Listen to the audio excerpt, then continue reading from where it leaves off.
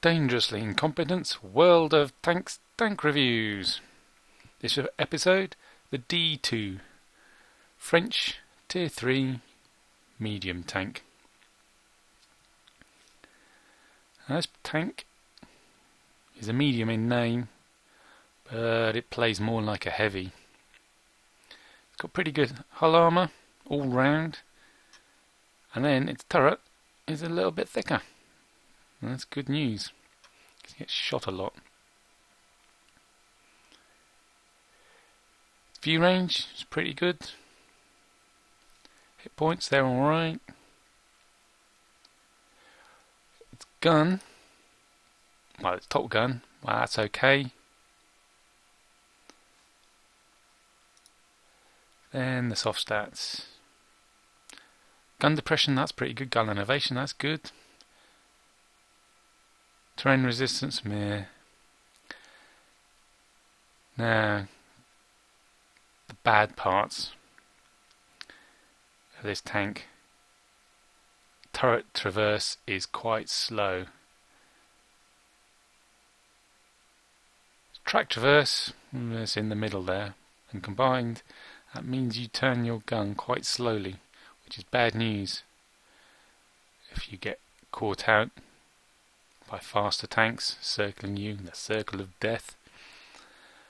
And that can happen quite easily because of its speed. It's cripplingly low speed. Uphill, on the flat, downhill, it's slow. Slow. So it's a good job your armour is the same on your rear as it is on your front, because you get shot in the rear a lot.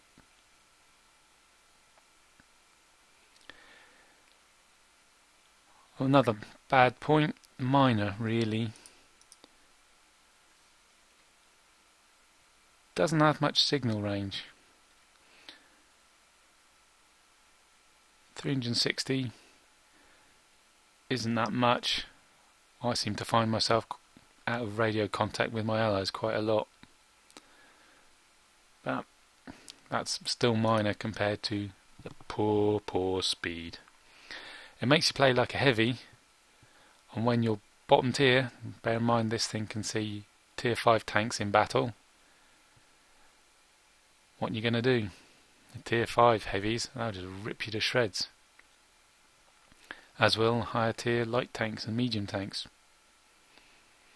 And you're not fast enough to dodge, certainly not fast enough to run away, so it makes it a very difficult tank to play and get anywhere with. I went for the standard. It's a platform for binocular telescopes, but it's real difficult to get into those forward positions without before the enemy had advanced far enough to spot you. But luckily it has a saving grace. If we look at the tech tree, if you're intent on going up the heavy tank line all the way to the gloriousness of the MX-50B, you've got a choice. You can go through this old line where the D2 is, or you can go through the new line from the Sunwheel S35, the SAL 42 and the GR1. Now the two tanks out of D2 and the S35, the S35 is much better because it's much more flexible, because it has a better speed. It's not great speed, but it's a lot better than the D2. So my advice, avoid the D2 if at all possible, and going up this line seems like a sensible way to do it.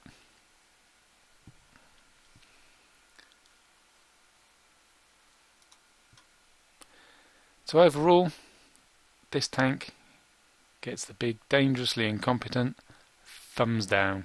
Avoid it. Free XP it. Don't spend time playing it. See you around.